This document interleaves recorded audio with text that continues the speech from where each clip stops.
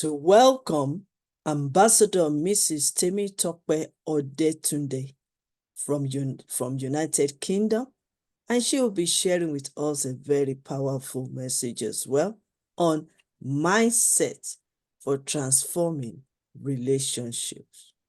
But before then, who is this our wonderful ambassador?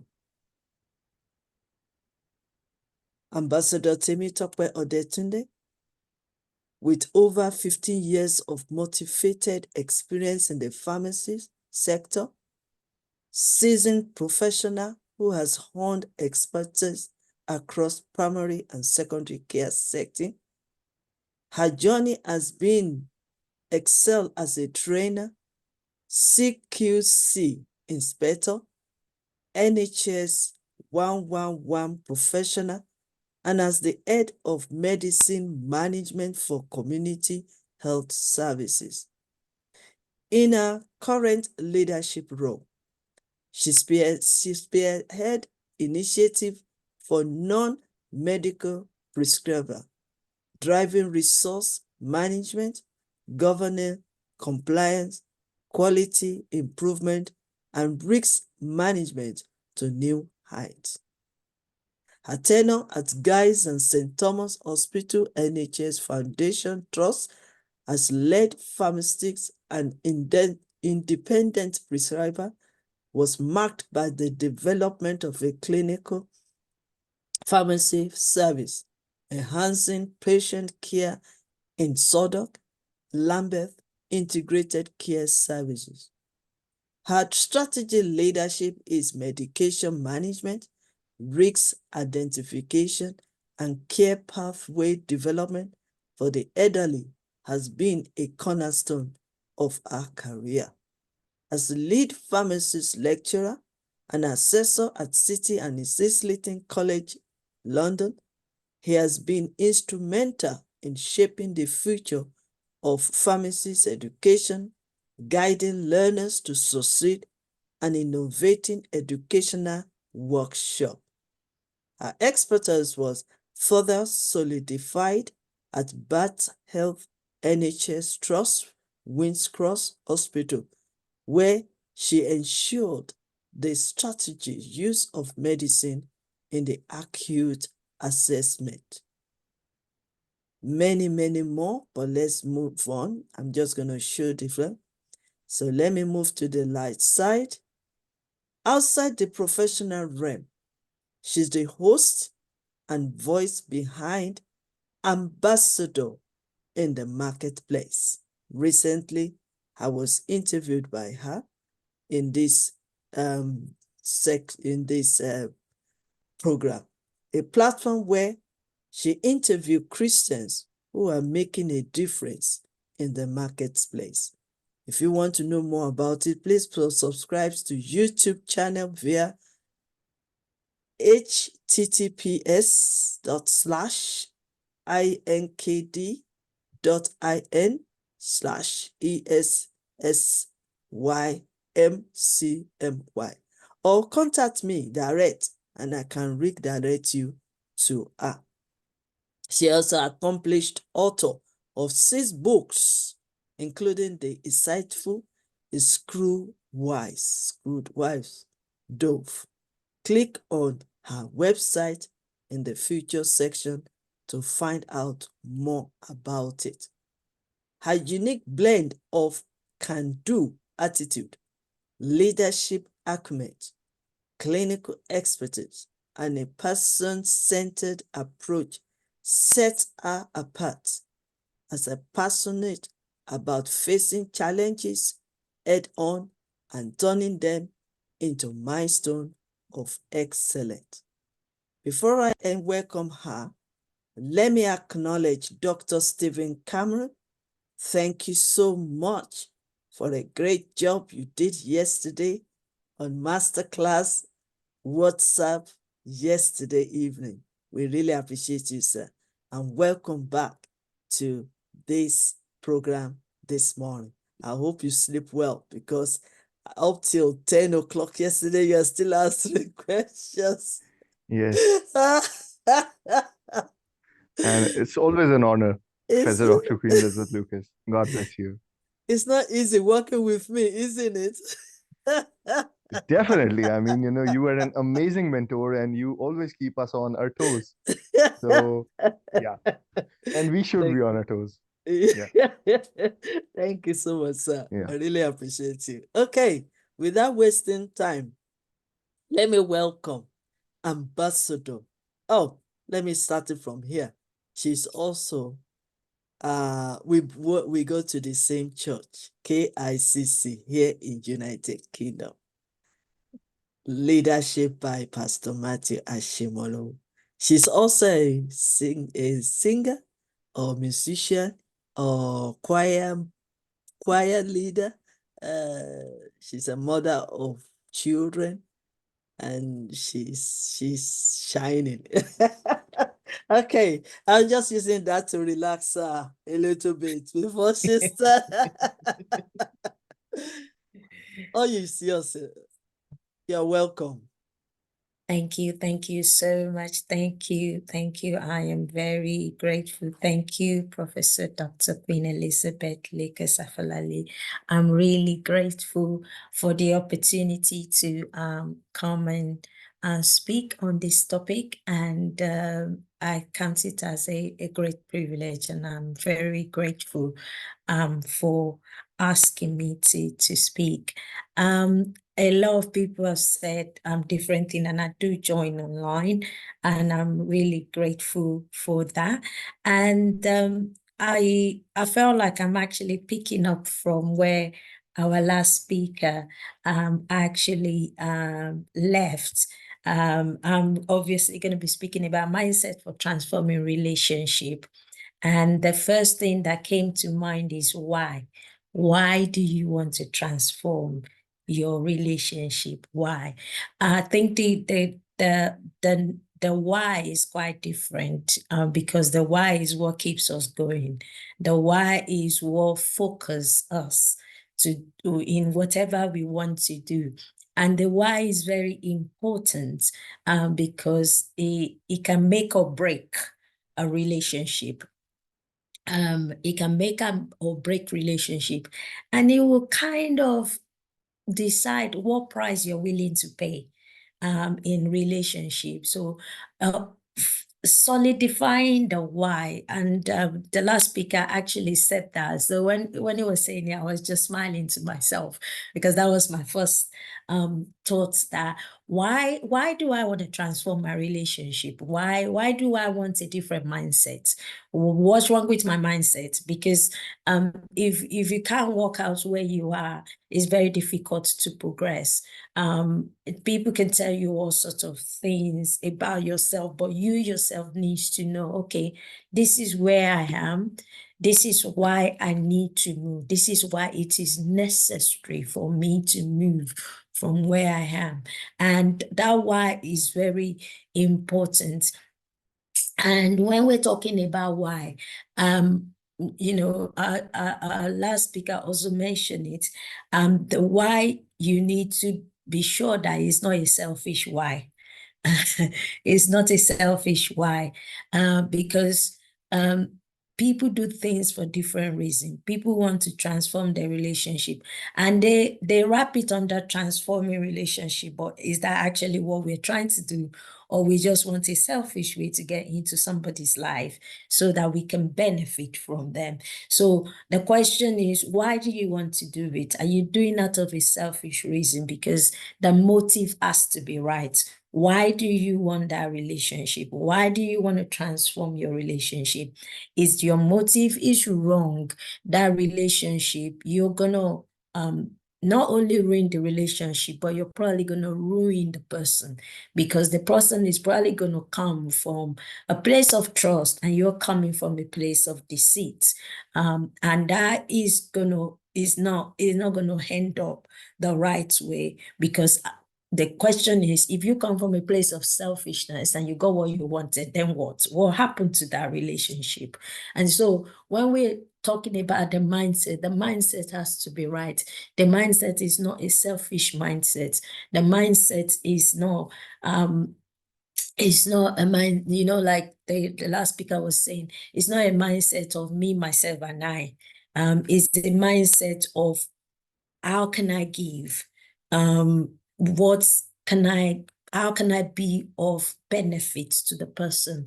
Because then that makes the relationship more rich, because you're not just thinking about yourself. It's not a selfish desire. It's not a selfish motive. And that's quite important, because transforming relationship cuts across, because even in apart from family and friends, even in business, you have to transform your relationship if you want the business to grow. But at the same time, your mindset for wanting to transform that relationship, because you wanted the growth in your business have to be right. You wanted the growth in your organization has to be right. Why do you want that relationship? So very important. Some people want to transform their relationship because they've come to a point they realize, okay, I need to change my behavior. And that's a good thing. That's a good thing. You want to, maybe you've had some feedback, and feedback is good. And it's important that we get feedback ourselves.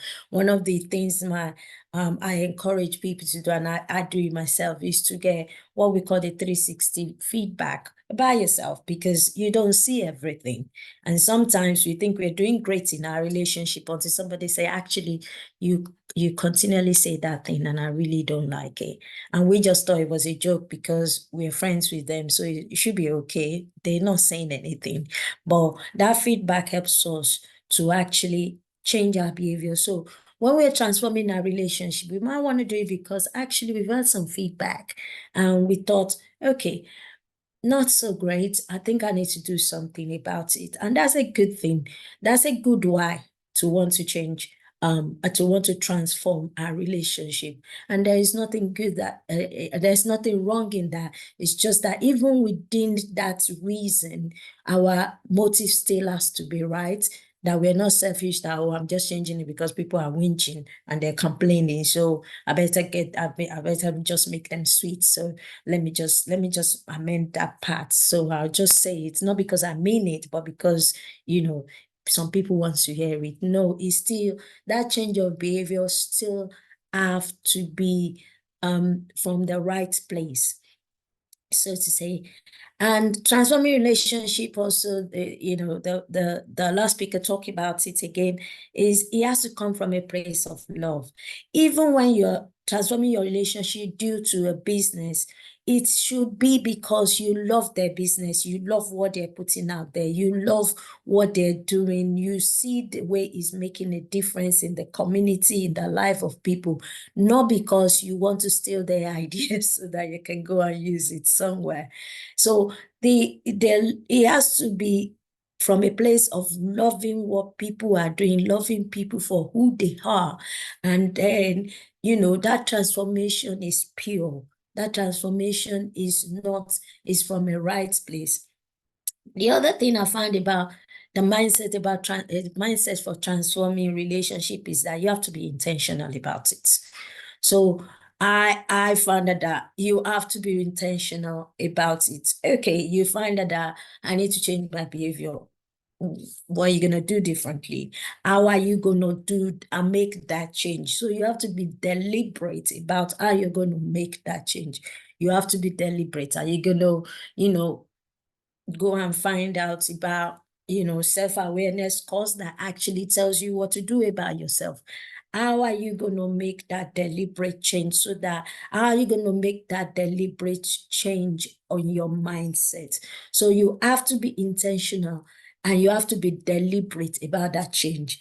You have to do it on purpose. So there has to be a purpose behind it. Like we said, the purpose has to be right, but you still have to have a purpose behind it. You want to be a change person so that you can touch lives, so that you can actually help others, so that actually you can actually say, I've been there and this is how I came out of it. So it can be a positive experience because you can actually say, actually, I've been down that dark road, but this is how I've come out of it, and I can help you come out of it because I've come from a place of experience, not just reading it as a book. Also, it has to be planned. So you have to plan your transformation. You have to plan your transformation. If you want to transform your relationship in the business place, you need to plan that transformation. If you want to transform your relationship with your team, you have to plan that transformation. You have to actively put in things to actually bring to pass what you hopefully have envisioned in your mind. And so in a nutshell, what we're saying is that you have to work at it. Is hard work. Changing our mindsets and transforming our relationship is hard work.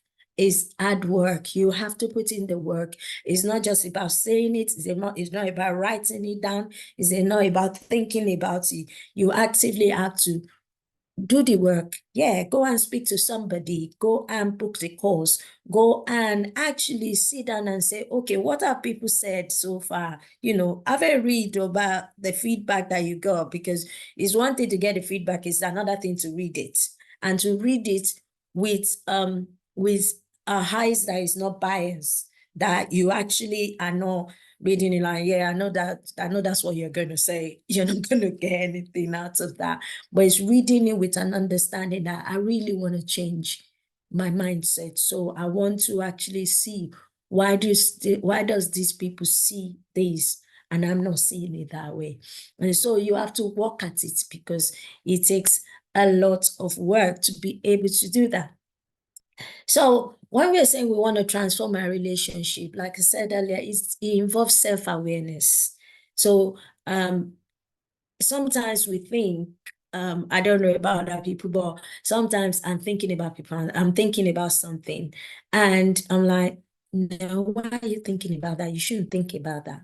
So transforming our relationship is about thoughts, and sometimes is a reflex action. So you see somebody and you already thought about them without even trying to find out about them.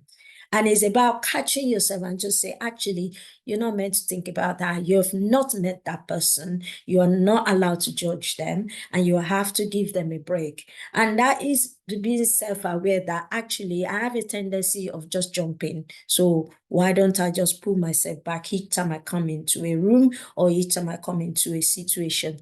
And that's very important, that we are aware of our own thoughts, because sometimes our own thoughts kind of run away. And you have to pull it back and say, no, you're not allowed to think like that. You have to think this way. Because sometimes we misjudge people because we allow our thoughts to just run away. And we have to bring it back and say, no, you're not allowed to think like that. Same with feelings. So people say something and they made you feel a certain way. And you've not actually, okay, why did this person actually say that? Is it because they're having a bad day? What is going on with them? And it's important because sometimes I've had situation in which I've had staff in which they keep going on break, and no, we put them in an hospital site on a particular ward, but we find out that it got to a particular time in the season, they're not. Each time they come on the ward, they can't wait to get off. And I couldn't understand it. And then people start to talk and start to complain about it. And it started to feel like, okay. So I had to call the person and said, why are you behaving this way? Because I know you are not behaving that way before, but something has happened and I need to understand it, because I also need to address it, because obviously it's making the staff nervous. And she said, actually, there is a patient that's just been admitted on the ward. They've got the same disease my son has. And each time I see the person, it makes me very uncomfortable. And that is coming, I could just judge them like, oh, she's just lazy. She's just lazy. She doesn't want to work. That is a feeling. And that's some of those feelings did come across from some of the staff. And I had to pull myself back and say, no, why don't we have a conversation? And it's quite important because they were able to open up, because they could have not opened up. But that feeling is important, that I'm able to take myself away from other people's feeling. I'm able to take myself away from that feeling and actually listen to them and actually put in some reasonable adjustments and have a way of packaging it and explaining it to the staff so that the staff can now settle down. And that's important. So I need to be aware of myself that I'm not allowing my feeling to just say, okay, she doesn't want to work, especially when you've been in place of leadership for a long time and you've seen a lot of experience. It is very, very easy to jump into that thing that, another one has come again. But it's about actually me being aware of myself and say, no, you're not allowed to do that. You have to give people opportunity to actually find out about them. Also, my beliefs, especially when you share a different belief from other people, very easy to jump into conclusion and not give people opportunity. And that can actually, spoil relationship, especially when you're meeting them for the first time. Because like they say, first impression is very important. And people it takes a while for them to get over that first impression. And it's about actually, yeah, this is my belief, but yes. And even if my belief does not agree with yours, we still have to have a way of, especially at workplace, have a professional relationship. And being able to still be productive and have a good transforming relationship that even though we don't agree with the same thing, we can still make something good happen to the patients that we're there to serve, especially in the healthcare industry. And I think that's important. And that also means that we're not impulsive in our action. We're not impulsive in our action. We take time. And sometimes people might think, oh, you're too slow. No, you're not too slow. You're just taking time so that the decision is right and it will help the relationship to grow. Because sometimes, especially with people, you only need to get it wrong once. If some people, it takes them time to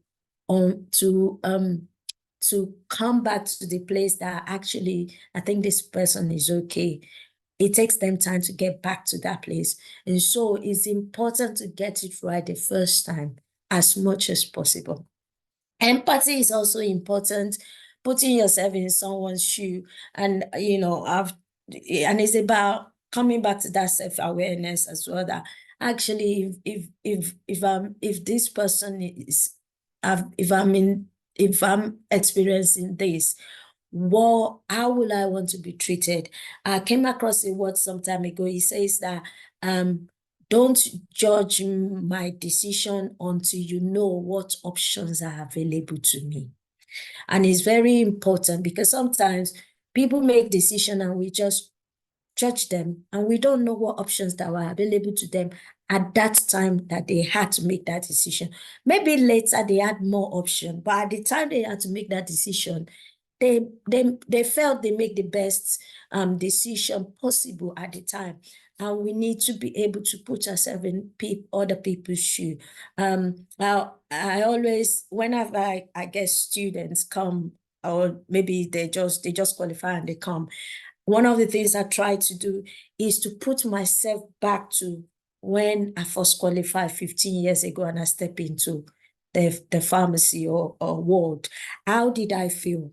Because it helps me to treat the person who's just been put in my care, who just newly qualified. So I'm not expecting, or I'm not being unrealistic in my expectation of them. And it's very important that we're able to go back and, show that empathy and just say, okay, what was it like when I was like this? So I know what to do with this person so that I can actually have a transforming relationship with them, so that relationship will actually foster opportunity for them to grow, because that's what we want.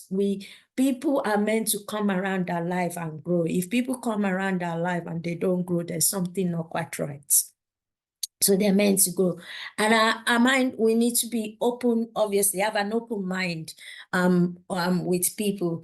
And our communication is key. When we talk about relationship, we cannot stress that enough. Communication is key. And what I've learned is stick to the facts. it's important to keep the emotion under control and stick to the facts. It's very easy to want to do the emotional thing because that's the way it is, that's the way you're feeling it. But it's about actually stick to the fact and take the emotion out of it, because then people are more likely to listen to you. And even though they're not in that place, but when they walk away from you, they can sit down and say, okay, what she said is actually correct. I think I've actually crossed the line there. But then if we put the emotion into it, then we find that people are just totally out, and it takes a long time to reconcile, which is hard work. Constructive feedback is also important. We will need to give feedback. Life is about feedback. In family and everything, life is about feedback, and we have to be able to do the feedback, and that feedback goes across work, home, everything, even children. The way you give feedback to children will decide what you get back in return. So that you give feedback and then you get the shoulder and then you get upset and you're like, no, but maybe it's because the way you gave the feedback is what gave you the shoulder. And sometimes, yeah, we know that shoulder do come from time to time from children, but sometimes I think the way you give feedback, and I've seen it with myself, that sometimes I give feedback and I get the shoulder, and then sometimes I give feedback and I was like, oh, I'm really sorry. And that really makes me feel, okay, what did I do differently between that one and that one? And it helps me to actually reset, so to say. And so it's important to treat people as they want to be treated, or as we want to be treated. And there's a Bible verse that love your neighbor as yourself. It didn't say love your neighbor above yourself, but it says love your neighbor as yourself, which means we need to treat people the way we want to be treated. Rather than assuming everyone wants to be treated the same way, you can ask what they need. To transform the relationship, you need to ask what they need. Each person is unique and their needs are different. And so we can't categorize people under the same umbrella and just assume that everybody would do the same. Even if this is the way you've always done it, if you have somebody that actually they don't quite fit into the way you always done it, why don't you actually look at what you can do to actually make that relationship thrive? Because I always believe that everyone that comes around you is a two-way thing. You're there to bless them, they're there to bless you, because they're carrying something you might need and you carrying something they need. However, that relationship has to work. And it will only work if they can feel that there is an element of you caring for them and just, thinking about how they feel in that situation as well. And it's important to be open and understanding their perspective as well. Transforming relationship and changing our mindset is about challenging negative thoughts and challenging negative behavior as well. Because sometimes I've had relationship with people because I stood up for them. I could have shut my mouth and pretend I didn't see the situation. But because I stood up for them, that gave them confidence, number one, to approach me, and number two, for a relationship to begin, because they saw that I will have their back and they saw that my value align with their values. So it's important that, we challenge negative mindsets. And that might be even our own mindsets that, if people are evoking self-doubt or insecurity in people, we should challenge those behavior, because people should be able to feel safe in a relationship and they should not be threatened unnecessarily. And it's important that we're able to do that.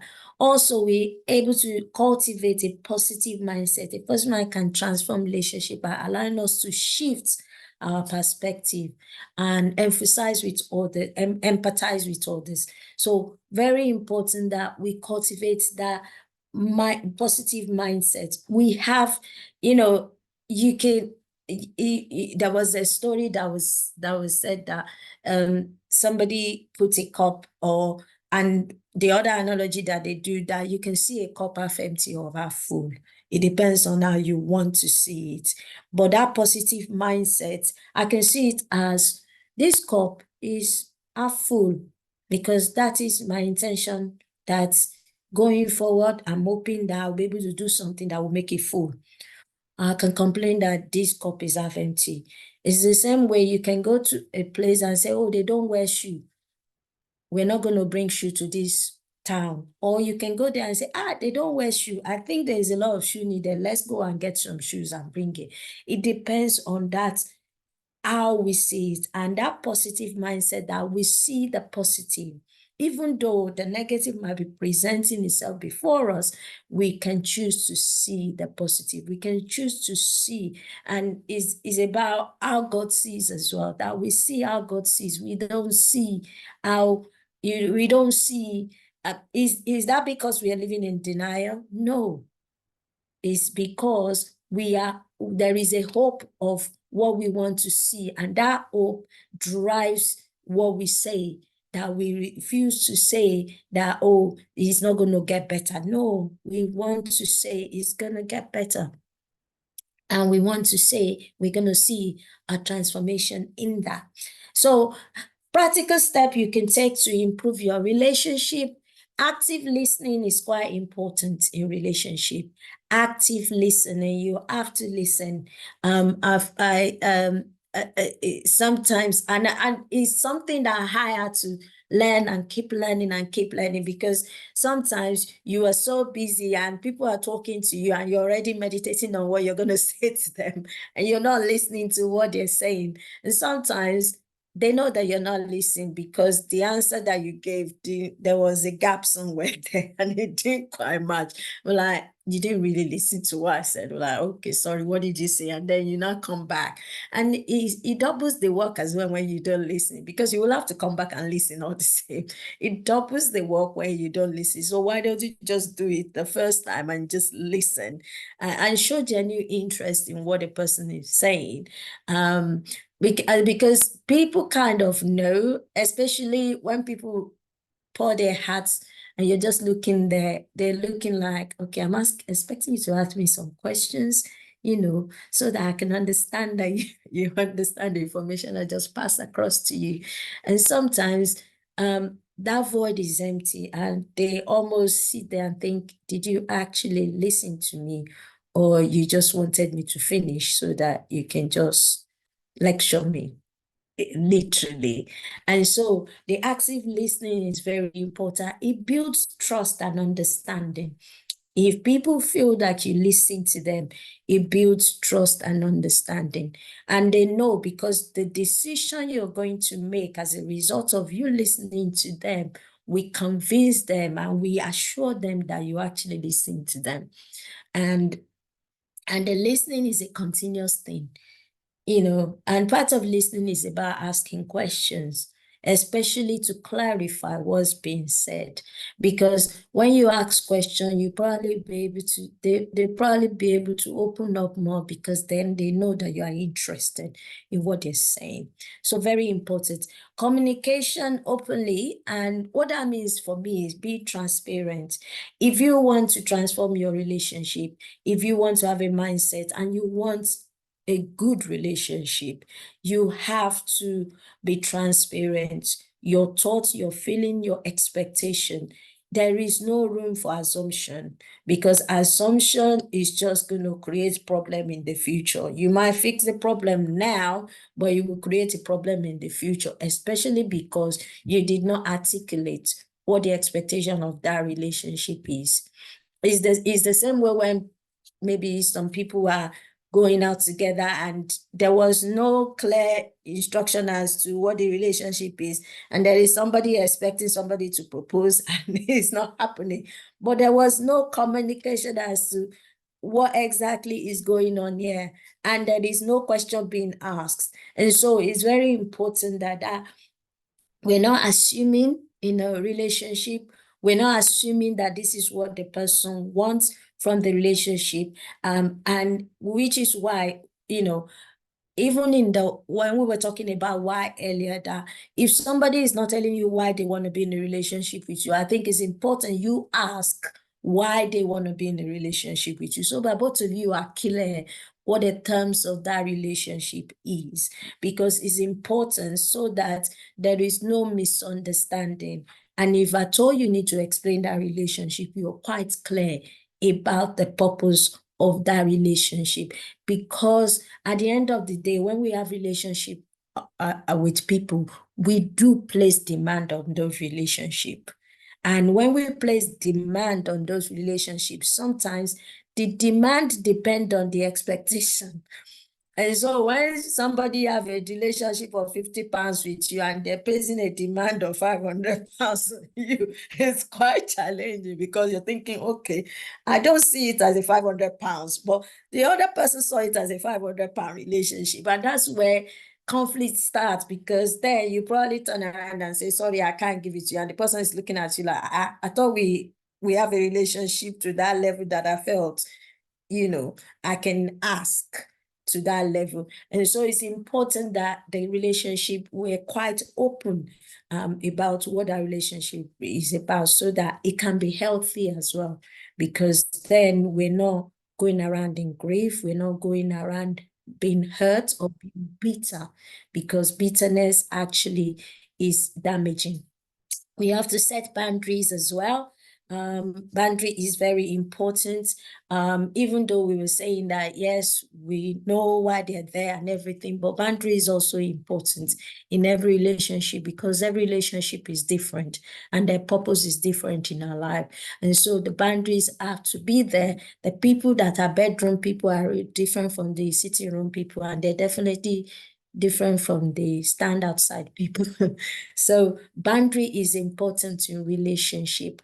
And if we are actually intentional about transforming and having a mindset, then we have to have those boundaries in that relationship, because it fosters mutual respect as well. Mutual respect is very important in our relationship. But then if there is no boundary, then it's very likely that the respect is going to be lost in that relationship.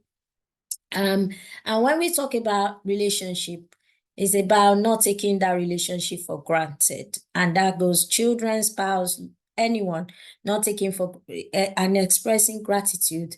It's hard work for people to have relationship with one another. So when people do invest their time and energy and support, it is appropriate to appreciate them, and not just appreciating them on their birthday or their anniversary, is to appreciate them. Let them be surprised, just saying thank you, just sending a thank you note for them being in your life, for them being there for you. It's important in business, in relationship, and I see companies do it out of routine, but even being, and that's what we said earlier at the beginning, that we have to be intentional. So you have to appreciate, and don't just appreciate the traditional way, Christmas, New Year. No. Appreciate, let it come out of the blue.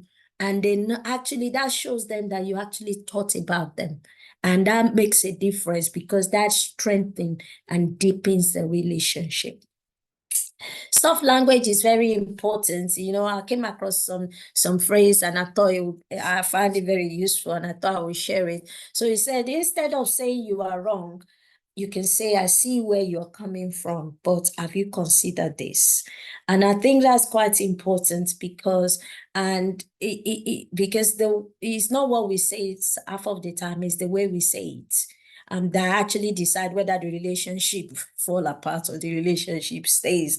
And I put my hand up. I've made mistake in which I say something out of emotion, and then I sat back and I was like, that didn't quite come out right. We shouldn't have said it that way, even though it was the right thing to say. but it could have been in a better way. Say, for instance, I've got a staff and they were like, oh, the report is full of mistakes. No, I could have said, I noticed a few areas that needs further review. And that way, the person doesn't feel like a fool and they don't feel like incompetent, because what you just said at the beginning is making them feel they're rubbish and they feel they're incompetent.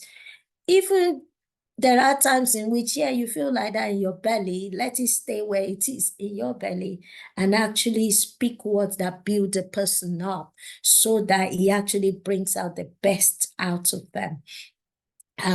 Very important. And it reminds me of Psalm 15 verse 1, which says, soft tongue turns away wrath. Harsh word will always stir up anger. So very important that the word we speak is important. And another practical step is quality time. If you want to build relationship, transforming relationship, it takes time. And you have to put in the time, because time is money. So time and money goes together.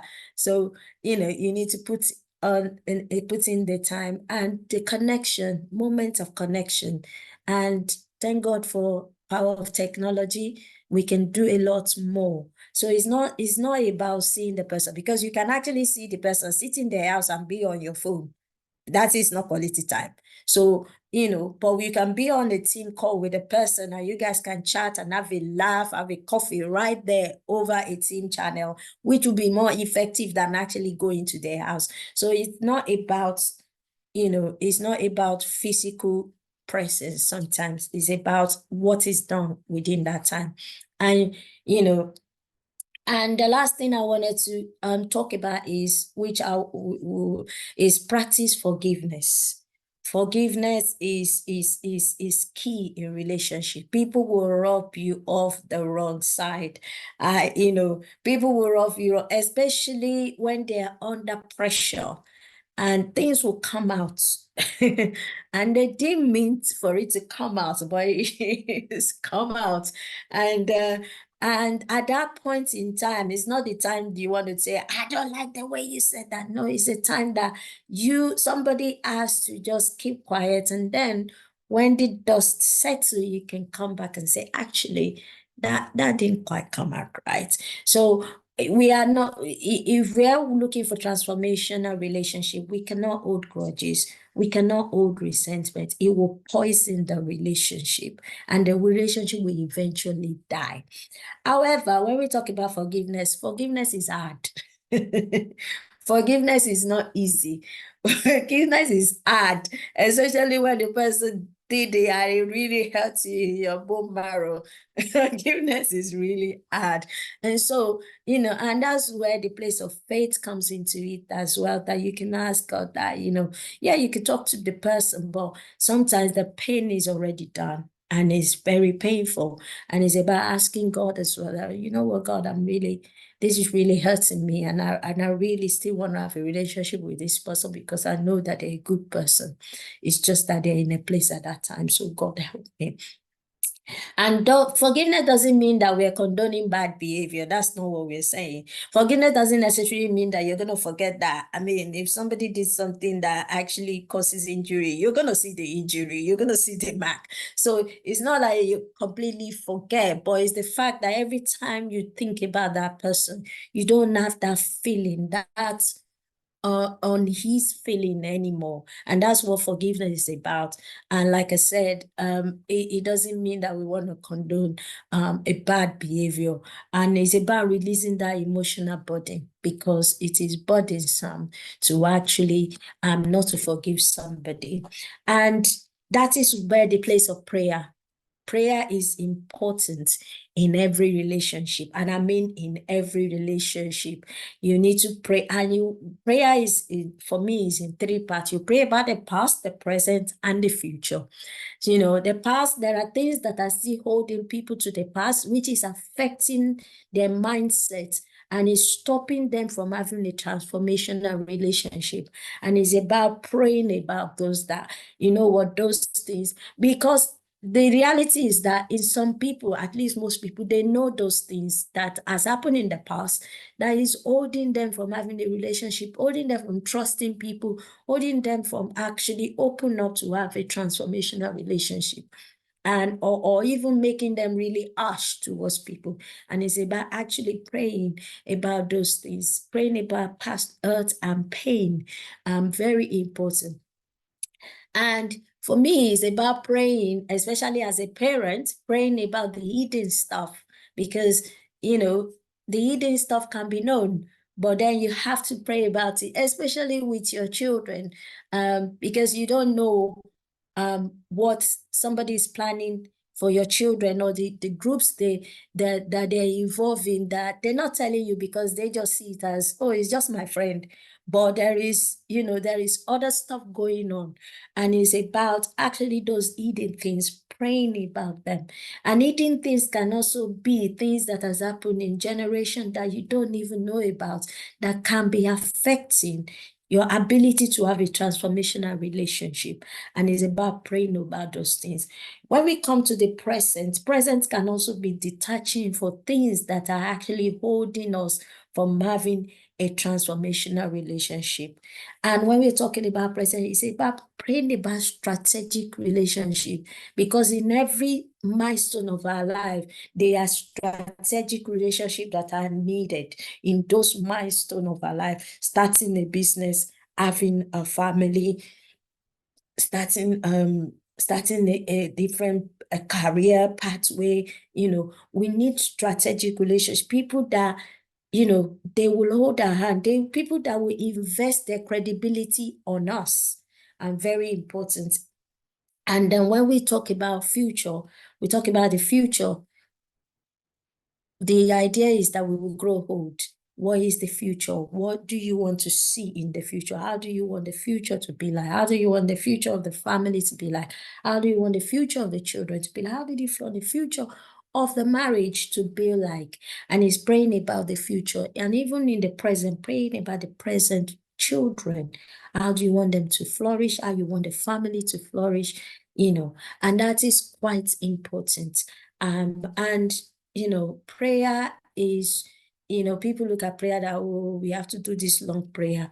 It's those intentional quality prayer that you pray, and teaching our children to pray, and spending a time of prayer in our home, and praying continually about our relationship, because there are relationships that are, they just happen. But you can still pray about it. You just met somebody on the train, you can still pray about it. You met them on the train, you maybe talk to them about God, you can pray for them, because you might not see them anymore, but that seed, you can pray about that seed, that seed will grow. And you never know, that seed might come back, because things have a way of coming back to us. So I'm going to leave it there. I think I've got so much. Thank you so much for having me. Do you want me to pray at this time? Or? Yes, please. Yes, please. Great. Father, we thank you. We are grateful for everyone listening to us and their different place in their relationship. And we've talked about hurt, we talk about pain, we talk about things that are holding us back from having a great relationship, for changing our mindset, for having a transformational relationship. We pray, oh God, that you will help us, oh God, to forgive, oh God. Father, anyone that is hurting, we pray for healing in their hearts, that they will be healed of the hurt, and they will be able to forgive, and they will be able to release that burden unto you, oh God. And as they release it, that they will begin to find joy again in having relationship, in trusting other. Father, we pray for people who are looking for strategic relationship. They're looking for destiny connectors. They're looking, oh God, for destiny helpers. ऊपर Father, we box pray for them that they will have those ऊपर relationships. जा बैठा Thank you, God. In Jesus' name, we pray for families and children, that they will be blessed in Jesus' name. Amen. Amen. Thank you so much for sharing with us this powerful, powerful message. And I believe that many people have really learned a lot from what you've shared with us today. But before we move on, we have a couple of questions to ask. And first of all, I want to acknowledge Dr. Stephen Cameron. Thank you so much for joining us. Dr. Samina Evelyn, thank you so much for joining us. And from the Facebook, Ambassador Emmanuel Charles, thank you so much for joining us. Mr. Kwankwi Isaiah, thank you so much, sir, for joining us. And we have Ambassador Wade Musa, thank you so much for joining us, and many, many more. Then let me first of all start with the questions from the Facebook. And I think that's our first question from Ambassador Emmanuel Charles. Thank you for asking us that question. Speaking about boundaries, Ma, can you elaborate more with examples about how boundaries can be set without affecting the relationship? Wow. I think for the beginning is what we said about why did you start that relationship in the first place? Because that would determine the boundaries that we set. And I believe relationships are progressive. So there are, at the beginning of a relationship, I'll give an example. There are people at the beginning of the relationship. I wasn't quite sure how the relationship is going to go. As a matter of fact, I thought they were door people relationship. But as the relationship unfolds, because people will trust you as you, it's like an onion. As people unfold you, they trust you, and that door opens more. The boundary becomes smaller, so to say. So at the beginning, the boundary is like, don't even go there. But as people get to know you and as the relationship grow, the boundary kind of becomes smaller, because you actually get to understand the person, and you know the person, and you understand their spirit as well, and you know they are for you. And there are people that you know that you're not on that level with them. And so that boundary is there in the sense that, for example, the time you will spend with somebody who you believe you have a lot of value for them in your relationship is different from some other people. So there are 5 minutes people. There are 10 minutes people. There are 30 minutes.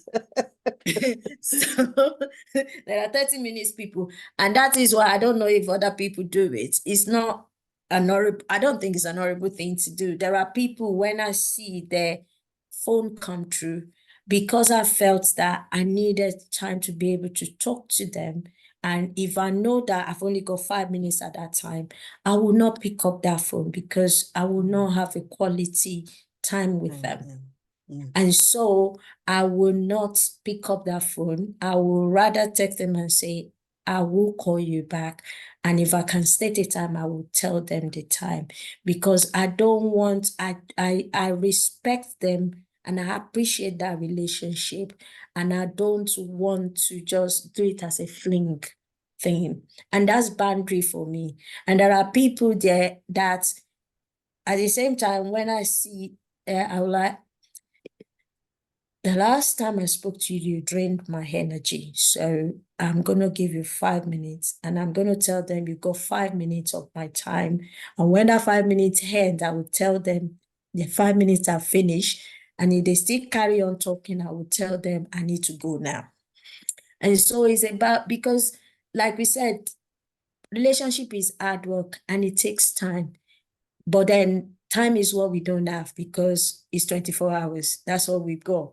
So I need to invest that time with people which I know that they have a transforming mind and they are like-minded. And so it's important that I set that boundary, that I let people know the value of my time for them. So in that respect, I set boundary when it comes to my time with people, because that depends on the sort of relationship I have with them. There are people, and I'm sure it's the same. There are people, if they call me at 12 midnight, I'll pick up their phone. There are people, if they call me at 12 midnight, I will not pick up their phone. And it's boundaries. And it's boundaries. The same. I was joking earlier. There are people that I can invite into my home, and there are people I will not invite into my home. It is boundary. And I think that is about what that relationship mean to us, and that will determine, and the depth of that relationship to us, that will determine the sort of boundary we set. So it will be different from one person to another. I hope I answered the question. Yes, I think so. Yes, I think he's happy with that because I can see some thumb up. Yes, he said thank you so much. Okay, that's fine. Before I call on Dr. Samina, because I know she has a question, she's preparing very good. I have a question for you, and the question is setting the boundary. Oh, yeah. Is it different from building walls in relationship? Ooh, boundaries and walls are not the same. Good. Can Walls you are elaborate? quite solid. They're almost impenetrable. I would liken a wall to an unforgiving person. I would liken a wall to somebody who has, as a result of an experience, built a wall. And that wall means that anytime anyone that looks like what has happened to them come around, the wall just come up. And from then on, you might think you're having a relationship with them, but you're having a relationship with a wall, basically. Because that wall prevents them from having a meaningful relationship. And that can create all sorts of things. That can create tension. It can create conflicts.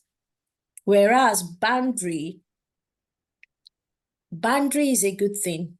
I will liken boundary to standards, my values and standards. I will say that is part of my boundary. So there are people that know me that don't bother asking Temitope to do that because she's not going to do it. They are my friends, but they know that don't bother asking. Because I have set that boundary and I've made that boundary my standard and my values, that these are my standards, these are my values, and I'm not going to compromise it. And that is not a wall. That is boundary. So for instance, I see, because the thing is, you got relationship on different level. We got acquaintances, there's still relationship. And there are people in which they are not mature, either physically or spiritually, just like you. And they still involve in some things that you don't consider to be right. But they also know that they must not bring that thing to you because they know what your boundary, they know where the boundary is and what the standard. They can take it to someone else, but they know not to bring it to you. That's what I call boundaries.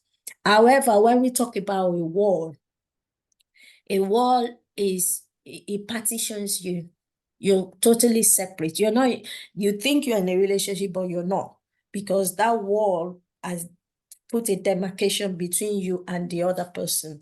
And you can, and what the wall also, what happened with a wall is that they can't see you. You can see them, but they can't see you because there's a wall there. And sometimes the wall comes up and down because that's the other thing. And like I said, it's usually with people that are hurting or they've all suffered sometimes a level of rejection, or somebody's done something to them. And so the wall comes up and down because that's the idea that you block out some people. So the boundary is not to block out people. The boundary is to let people know what you stand for and what you represent. I hope I answered the question. And I believe that is also we conclude what I also want to say, that even setting a boundary, right, is good, which is good because you are raising your standards and your values.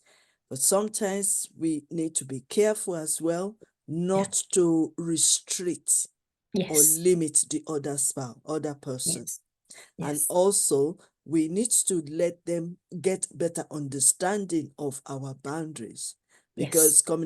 communicating it clearly for the other person to understand, we really build trust and relationship and other things like that. Also, setting up boundaries as well, we can also sometimes, if it's necessary, we can compromise or be flexible sometimes. Yeah. Yes. Our boundary can be flexible because remember, our boundaries is based on who we are. But then the same way I said that you can go extra mile for some people, and some other people you're like, okay, this is the boundary of what I'm willing to do here. Whereas there are people that maybe if they come and say, Temi, I desperately need this. I have tested them. I know that my money will come back. I know that they won't swindle me. It's very likely I'll give them money. But then there are other people in which I've tested them once and I thought, you're not trustworthy. I will still not shut you out of my relationship cycle, but I don't trust you to that level. And so, that boundary will be 50 pounds is your boundary, and it's not going to go past that. And so, that we are flexible, and that flexibility might lead to what I would call a sacrifice, because that's what it is sometimes, that, is pinching you to do it, but because of the person that you're doing it, there is a level of integrity that you have with them that you would do it. And so, yes, it is flexible sometimes, because I've had situations where I'm not going to give more than this to anyone, but then some people come along and I was like, and I felt the pull to do it, and I did it, which is out of what I've said I was going to do. So, yes. Good. Thank you so much. To wrap it up. You've done very well. Thank you so Thank much. you. But Thank you. just to wrap it up, I think there's one question that I just want to, I'll just say it as a statement and then you can confirm it. Right. Boundary. With the boundary, really, when you are setting up the boundary and you're communicating it with other people, the others and your spouse and other things like that, when you set up your boundary, do you, is it possible for more expectations through that boundary? When you set up the boundary, what do you expect? Just to recap, you set up your standards, your boundary. What do you expect the other spouse to do in that area? I think with the boundary, when it comes to spouse and things, I think it's important to discuss the boundaries, because then they are clear where you are. The boundaries probably come from our background, our culture, the things that has happened to us. That's why we set boundaries, because there are things that has happened, we don't want it to happen again, or we've learned a new thing and we thought this is the way things should be. And depending on what relationship, when it comes to family relation, that boundary needs to be discussed, really, because the person needs to, like you said, know where you're coming from, so that they have an understanding, because they're coming from a different background that's probably different from the one that you had. And so they're thinking, well, I've never experienced that. I don't know why you're going on like that. And so it's very important to discuss those boundaries and to explain it clearly. But like you said, when you set boundary, people will hold you accountable to those boundaries. Mhm. And you have to hold yourself accountable to those boundaries. And the way it works, for example, in my place of work, I set boundaries in terms of what we will do as a service, and I make sure that I abide by that boundary. So I'm not outside of that boundary. Because if I'm expecting people to do something, I must be willing to do it myself. Because then if I don't do it myself, then I'm an hypocrite. And it's not right to ask people to do what you're not willing to do yourself. And so when we're setting boundary, you have to hold yourself accountable to the same boundary. So if I'm saying say for instance, I said to somebody, you're not allowed to eat in my car, and then I'm eating in the car, then there is no point, because that is, yeah, it's your car, but at the same time, you said nobody is allowed to eat in this car. So it means nobody, that includes you. So you have to hold yourself accountable for those boundaries as well. Okay.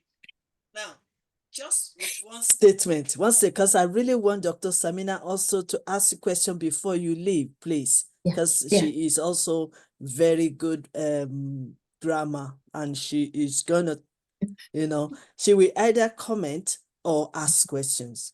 Okay, Yes. no problem. Okay, okay. So my last questions, you can make it a statement, you can make it trust in Oh. one words. In one words, can the trust that has been broken be restored? Trust that is broken can be restored, but And it then takes this, time. and then the second one with it is how long, if it is, can be resolved. How long depends on, for me, how long depends on what has happened, how deep it is. And the second thing, how long depends on how repentant the person that is asking for the trust back is. Because sometimes there is an assumption. After all, I said sorry now, so let's just move on. You can move on, but the person that it happened to cannot just move on. It takes time. And the reason why I said it takes time is that the person, especially if it's a trust that was built over time, you've just destroyed it. The same time it takes to build that trust, it might even take longer, because now the person is probably second guessing you. They've forgiven you and they're praying through it, but the reality is that they still want to see that you meant what you said. And so it depends, it varies, and it depends on the sort of relationship we're talking about. Good. Thank you. Thank you so much. Okay, now I invite Dr. Samina Evelyn from Pakistan to quickly add a comment or ask question, ma'am. Yeah. I appreciate her. First of all, she presented very well, and I want to ask her that the effective communication and active communication and the boundaries and effective listening, the walls. Some people, we are inviting them at our home, and few people we don't like that they will come in our home. So these are the boundaries. But how can we think that they people are not worthy to come in our home? We should not invite them because they are not according to our mindset. They are not positive people. So please throw some light upon it, that the difference, how we make the difference, that these people are not according to our mindset, and we should keep away from them. I think I wouldn't say keep away from them. The Bible says be at peace with all men. So even in some cases, there's no way you can keep away from people, but there are spending time with people, you kind of know some people. So I've met people, I'm thinking, I'm not going to let you come into my home because I've seen how you talk about other people's home when you've been there. And so I'm not going to let you come into my home because I don't want you to talk about my home because that might hurt me.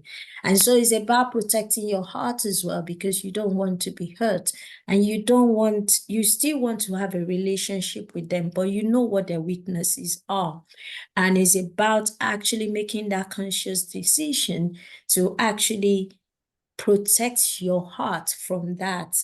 And that's what I'm saying, that you have to be intentional about your relationship. And there are people, and I'll put it out there now, that there are times in which, yes, we do, you might find that this is the person, but as you begin to have relationship with them, the relationship unfold and they come from a sitting room person to a person you can take to your kitchen. And so it is a progressive thing, but it's about testing those relationships. It's not that I intentionally test my relationship, but there are times things, so for instance, I'll give you an example about myself. I spoke to someone about, oh, I really want my son to talk to somebody because he's a man. And I thought, okay, that, and then the response I got from the person shows me what level they're at. And that shows me that actually that's not the right person, because they might be the right person for somebody else, but they're not the right person for my son. At the point when I asked them, I didn't know, but their response told me. Next time, will I approach them with that sort of information? No. So sometimes it's about we have to almost test the relationship. And as we test the relationship and the response we get back helps us to know where they progress to in our life, whether they progress beyond just having a surface conversation to a deeper conversation, or we just stay at that surface conversation. And I'm sure I don't know about other people, but there are people that I've met at work and they are not just work colleagues, they become family because that relationship progressed. And there are people that I've met at work, they are still work colleagues, and that's how they are to me. But I still have that relationship with them. It's just that they have not progressed because I have, open up some side, and I find that we are not going in the right direction and we don't have the same mindsets. And so I have to, set that boundary that because I've worked out who you are in my space, this is where I think your allocation in my space, this is where I think you belong. That's what I meant. Did I answer your question? Yeah. Thank you. Okay, thank you so much. Thank you. Thank you. Okay, Dr. Stephen, before you start your own presentation, do you have comment or questions before she... Thank you so much. I Very hope, dear because Professor Dr. Queen Elizabeth Lucas. Dr. Stephen is going to be the next speaker. I hope you'll be able to hang around a little bit more so that you can listen to what he's been teaching us since yesterday. But Okay, I sir. want to thank our honorable speaker, that she has explained it so well, in such an amazing manner. I've learned a lot, I've enjoyed a lot, and it was so insightful. So God bless you a lot. Thank you. Thank you so much. Okay. Thank you. Thank you. Thank you. Thank you so much, Ambassador Mrs. Temitope Odetunde from United Kingdom, one of our big boss at NHS. Thank you so much for this wonderful time, and we really so before we come to the next, which is Dr. Stephen Cameron, we will